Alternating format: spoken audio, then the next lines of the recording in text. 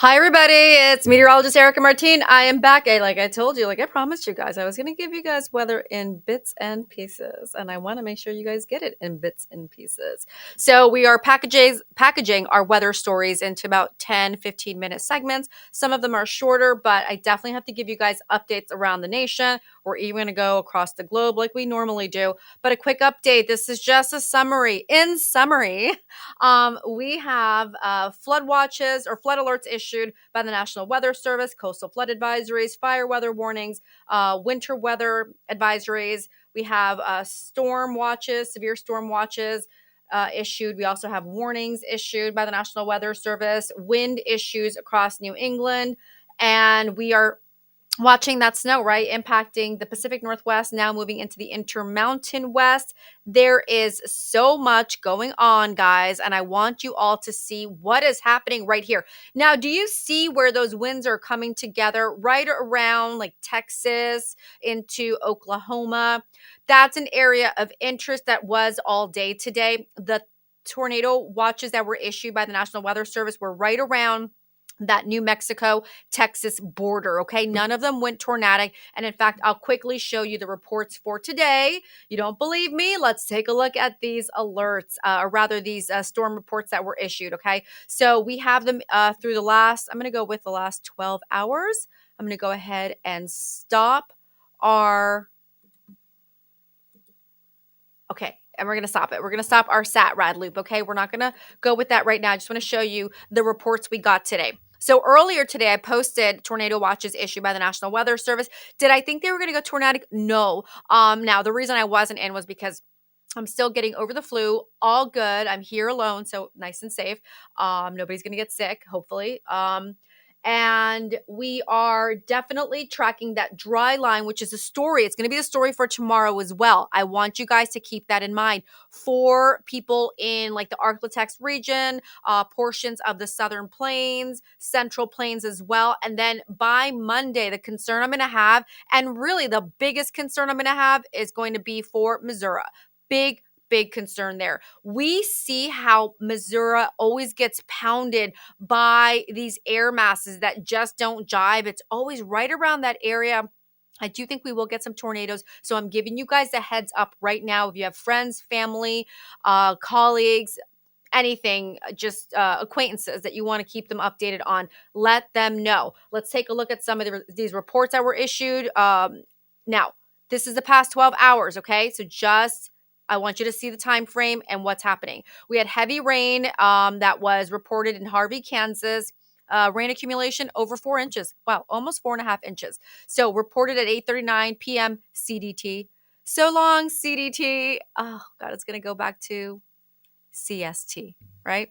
And I don't say siesta. No, it's CST. All right. And another report here issued in Harper, Kansas, Harper County, Kansas, almost 2 inches of heavy rainfall. This looks like some flooding. Yep. A report there issued Lubbock, Texas. We talked about this earlier. Police cruiser stranded in high waters. Wow.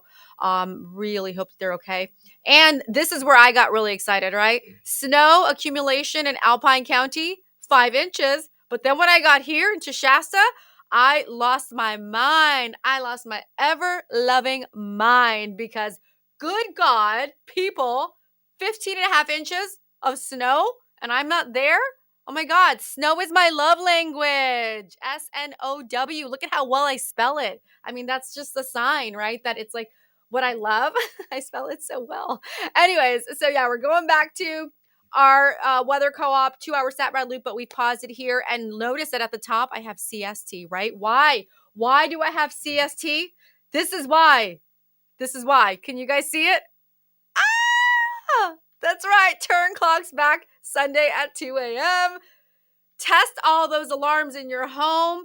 Get your extra hour of sleep. But if you're like me, I am not happy about that new sunset. If it were up to me, I would trade that hour. I'd get my later sunset back because I really need those daytime hours. Makes me feel nice when I get that extra hour in the afternoon, evening time.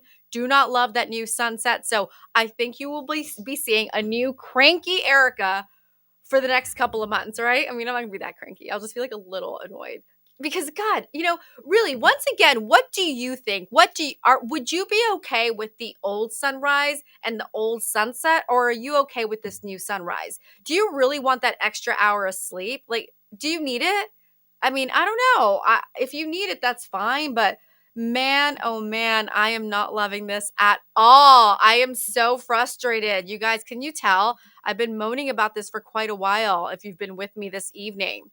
Yeah, I'm moaning. I'm moaning because I want my old sunset back, okay? That's what I want. Can I just request that? I don't want sunset at 4:59 p.m. Just don't. So, I'm going to be contending with that over the next couple of months. Don't worry. Don't worry about me. And yeah, so don't forget to fall back. Go get your extra hour of sleep if that's what you need. Again, I'm still very curious. Does it matter to you? Like, wouldn't you rather have that later sunset if you're, I don't know. Okay. All right, enough of that, Erica. And then we're looking at our future cast hour by hour. We're continuing to move through, and that would be the correct time according to the new CDT, PDT, MDT, EDT, right? So, according to your local time. So, I want to show you something right now. We are tracking a warm front that's going to move through. There is an area of low pressure that's developing across the central plains. There's a dry line that was the trigger for today, one of the triggers. And then we're going to watch a cold front sweep through. So what's going to happen by Monday, this is where I do think those stronger storms are going to be a problem. Okay. So I guarantee you I will be here tomorrow tracking storms. And I guarantee you by Monday, I'll be tracking tornadoes. I might be tracking tornadoes tomorrow, but definitely on Monday. All right. We are going to have very active weather.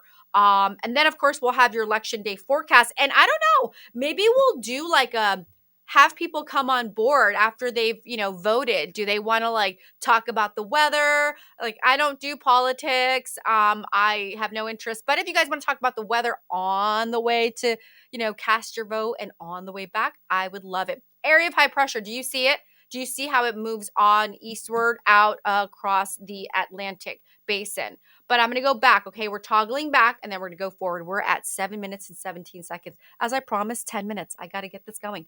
Okay. Here we are. We're going to track that Gulf air. Okay. Speaking of the Gulf, oh my gosh, we have to talk about the tropics. That's going to be the next hit. I promise you guys 10 minutes. All righty. Look at that cold front. Look what happens. Okay. So that dry line is going to move eastward. Remember the dry line, moist, hot, warm air, dry, warm air. Those two hate each other. Cold air doesn't like that warmer air either. You've got that warm front followed by that cold front with that associated low. Upper levels of the atmosphere are pretty wild. And in fact, right here, I'm going to go back. I showed you guys earlier. This is what I showed you guys. You guys just cannot look at the atmosphere at one level. A couple of things I did show you guys was satellite. I wanted to show you what I was looking at in there. I went global, radar, as well. Did I go global on this one? Yeah, we're fine there. And the wind profile, I believe, yep, we're going from North America to global as well. We're going to go GFS global at 25 kilometers. And as I mentioned, the reason I want to do that is because I want to look a little farther out, okay? So, meaning in distance, right? Okay. So, we're going to do a couple things right now with the wind profile. This is really important as we tie up this last minute and a half. So I'm talking about how a couple of features are already popping out, okay? And definitely that dry line, right? So that's going to be a big story. And as we go higher up in the atmosphere, this is what happens. I need to show you guys a lot of the layers of the atmosphere. We're going to go 700 millibars, okay? Look at what's going to happen with the wind. Okay, now are you seeing where these winds are continuing to converge and they're going up, right? So that's already going to tell me we've got some atmospheric disturbances, destabilization. Now we got to look at a couple of other things, like what else could be triggering the potential for any strong storms and tornadoes, right? So this is what we're looking at. Now we're seeing here that really deep pattern. Do you see like the U shape over like the western portion of the nation? And then right in the middle, you see that like amplified area going up like that ridging. And then it goes down again. That's an amplified or a meridional flow because right now, as we move up to higher up in the atmosphere, we're going to go into the 300 millibar range. Look, okay, this is where your jet stream is already telling us, yep, we're getting that meridional flow. We're getting a very active jet stream. We're getting a very active upper level steering mechanism vroom, right? Steering. This is what steers the atmosphere. All right, time is up. I got 2 minutes to go. I'm meteorologist Erica Martin with Weather Co-op, where weather meets community. I am a certified broadcast meteorologist, certified by the American Meteorological Society. I'm a Skywarn storm spotter with over 185,000 miles of tornado chasing under my belt, under my skims. And I've got I'm a Weather Ready Nation ambassador. Okay, guys, and I got another surprise for you guys in just a little bit, a little more to add to my resume. I'm super psyched, and I'm the founder of Weather Co-op. All right, have a wonderful night. I got another hit coming up in just a few minutes. Do not